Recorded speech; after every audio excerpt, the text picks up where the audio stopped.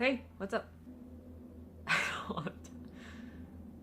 Yeah, still figuring out my schedule. Anyway, just a quick recap of Rhinebeck, because I'm probably like one of the last people to tell people and sit in front of a camera and talk about Rhinebeck. So, went to Rhinebeck, this was 3 weeks ago now. I'll be showing some video clips that I took at the Fiber Festival, but something was up with my mic, and so there's no sound, fortunately, because one of the videos is of a really cute llama. I think it was, no, it had to have an alpaca and sheep parade, and there was this little kid who had his little bell ringing it, and the sheep and the alpaca were following him, and it was so cute, and I don't have that sound. However, you do get to see the cute alpacas and the sheepies.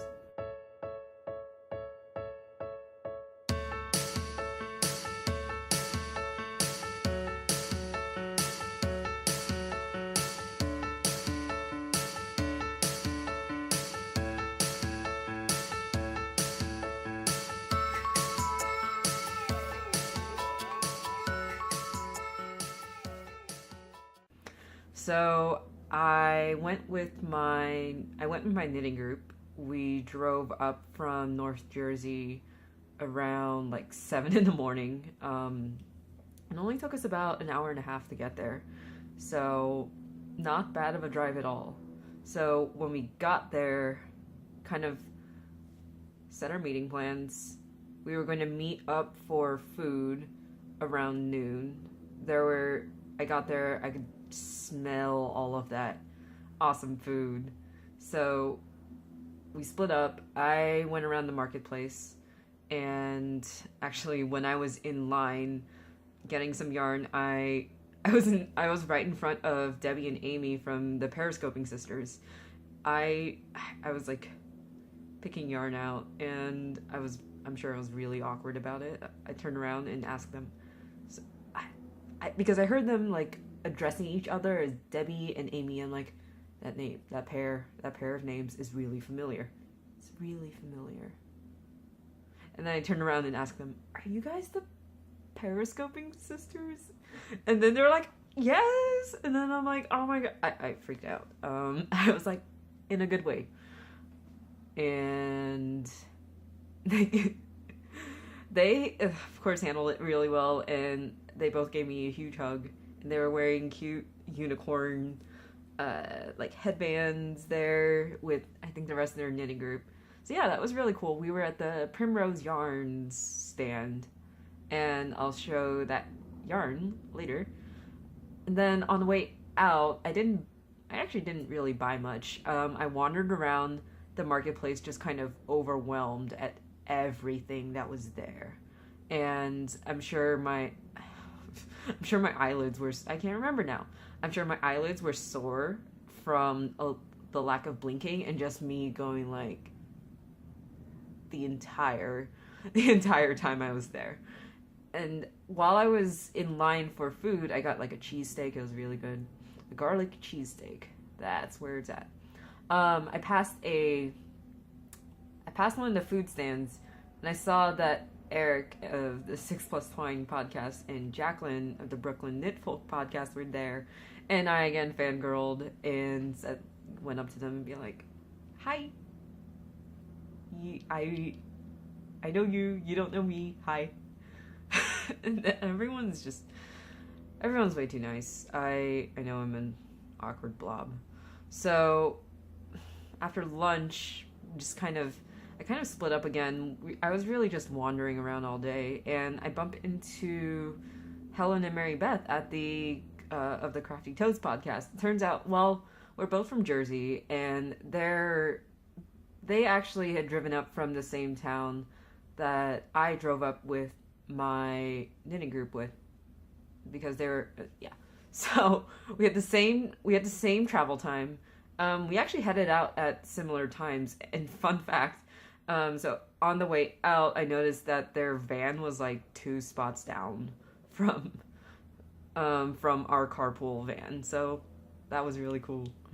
Saw the sign on the door that said Toad Hollow, and I sent them a picture on Instagram. Yeah.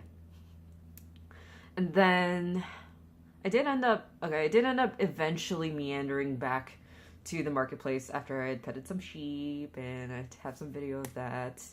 And I didn't find the Angora bunnies. I will get there next year.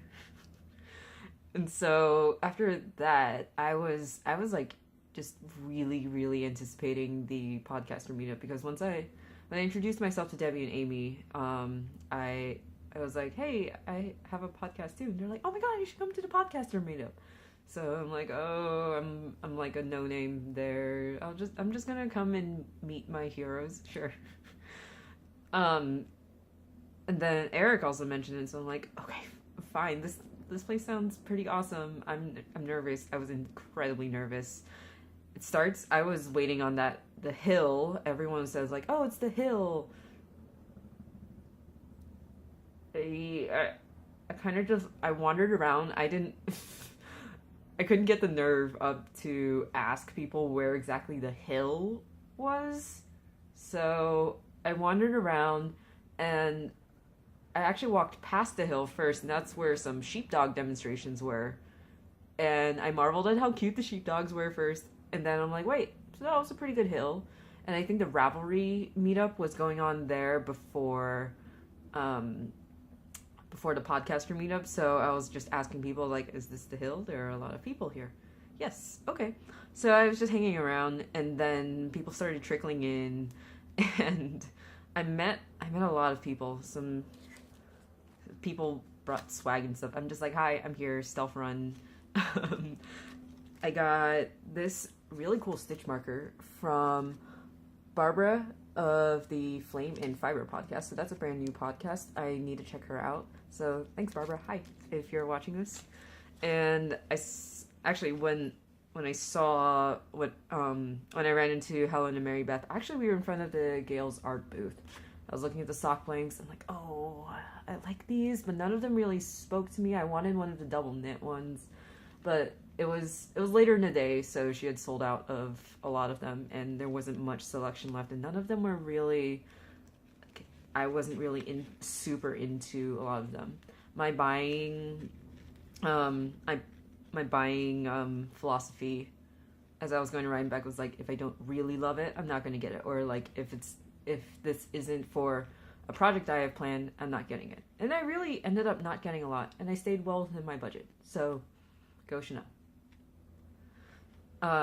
Okay, so I saw so many people at the podcaster meetup. Okay, so this is the cute little Notions pouch coin purse bag that Helen and Mary Beth gave out. It's so cute. Let's see. I did write some notes because I can't remember, or my mind was so blown that I needed to make a list of who I saw just to help me remember and jog my memory. So I ran into Lorelei of the Knits and Beads podcast, and so hi Lorelei. She was super nice. She was wearing this amazing color work cowl that she's been wearing on her recent episodes. So that was really nice to meet her. And I actually ended up hanging out a lot with Allie of the Get Lit and Knit podcast. Well, she saw me first, and then she was like, wait, I didn't know you were coming. I'm like, yeah, I don't know if there was some sort of like check-in. It was probably in the Ravelry group for Rhinebeck saying like, hey, I'm a podcaster, I'm going. I was just like, it's a short road trip for me, I'm gonna show up. And so I run over to her and I hug her, and I'm like, oh my god, hi! And then she brings me over to Gabby of the Once Upon a Corgi podcast, and Adrian, who's of the Freakish Lemon podcast, and I hung out with them both. We had this little group going on. It was nice to just hang out, because honestly, Rhinebeck was a really like high energy event, and even though I'm pretty, outgoing and social, I'm still an introvert, and still being like in social mode for that long was tiring me out. So I was just happy to find like a chill group. So yeah, Adrian was wearing these really cool like cuffs on his boots. I think they were like lock spun. I forgot to ask what kind of wool it was, but yeah, that was really cool. And I've started watching his podcast too. So hey, Adrian, if you're watching this. And major highlight was when I met Andy of Andre Student Knits. I felt so bad for just the way I'm sorry guys if I pushed anyone out of the way.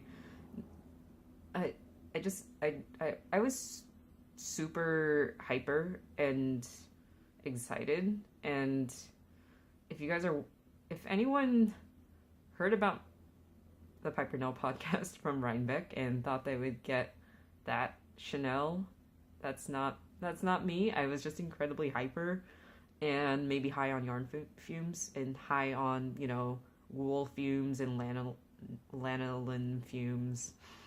Yeah. Yeah, and I also, right, so this was the shot glass coaster that I got from Ellie. Definitely using it. I have like one shot glass. I forgot to bring my shot glasses to my new apartment, but I'm going to work on that. And I met a couple of designers, so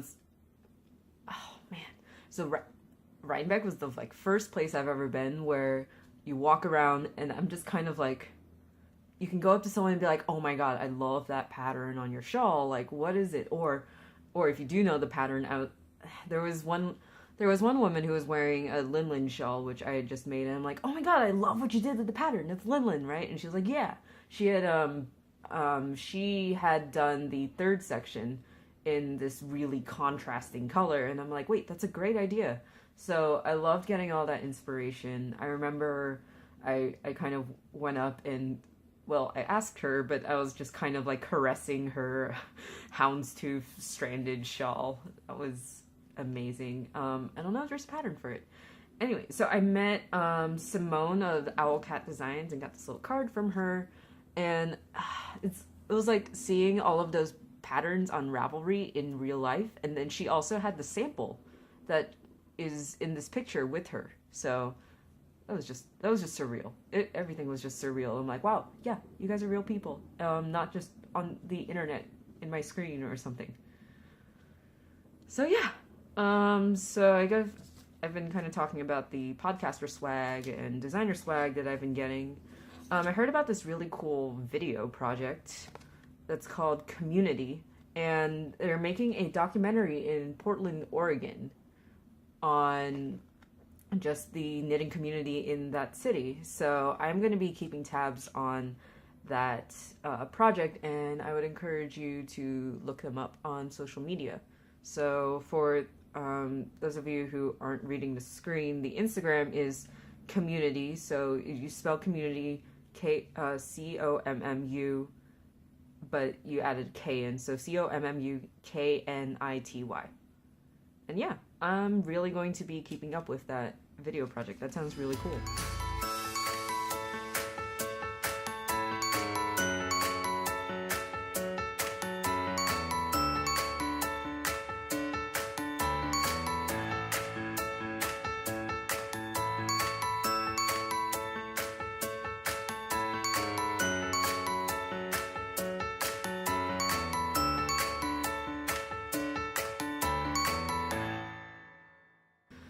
So, things I got.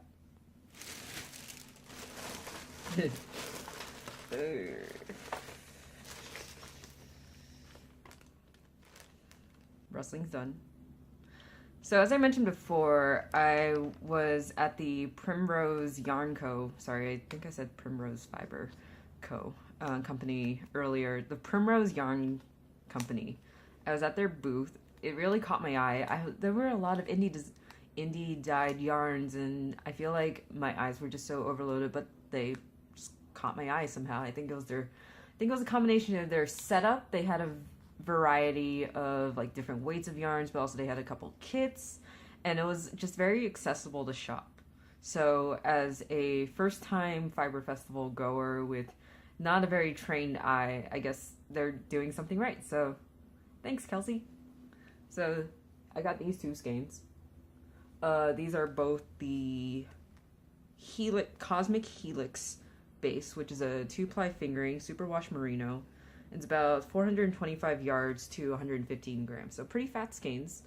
This color, this nice rust orange, is blood orange, and this like very variegated, somewhat speckled color is called Supernova. And this was like stuck in my hand. Like it was just like glued to my hand as soon as I picked it up, and I'm like, okay, well, this is coming home with me. But there were so many other colors. I feel like I should also get a second skein, and I feel like I already have a lot of purple, so I didn't really want to get a purple that coordinated with this. There was I think a neon green would have been awesome. Like this skein has just so many colors. Why am I saying skein instead of skein today? There are just so many colors, and I feel like it could coordinate with so many things. So I ended up getting this orange because there's not much of it, but it still nicely contrasts with all the other colors in this game. So yeah, no idea what this is going to be. Total impulse buy, but again, following my rule, totally loved it, so I got it. And then the only other thing I got, actually, that I bought was, I actually bought a pound of fiber of undyed combed top. So this is a 4-ounce bag of combed top from Fin Sheep. And I also have a 4-ounce bag of BFL. And these were from the Misty Mountain Farms, which I've spun from their bags of mohair and alpaca locks before, and those were, mohair and Fin Sheep. So I think they have Fin Sheep on their farm. I'm not sure. They're located in Vermont, and the woman who is helping me measure out the comb top was actually from Jersey, and we talked a lot about, I asked her a lot what it was like to grow up in Jersey, and she asked me a lot about what it was like to have recently moved to Jersey. So that was really cool. So if you notice, these are 4 ounces. I've only shown you 8 ounces in total. The other 8 ounces are just 2 bags of the same stuff. And this is going to be for a cool project that Mars of the Brownberry Chronicles podcast and me are doing. We want to try a spinning and dyeing experiment. So she has gotten into dyeing, and as some of you may know, I'm addicted to spinning, so she's going to get half, I'm going to get half. I'm going to spin my half first and send it to her to dye, and she's going to dye her half first, the comb top, and then send it to me to spin, and we'll see how that turns out. So that's going to be really cool.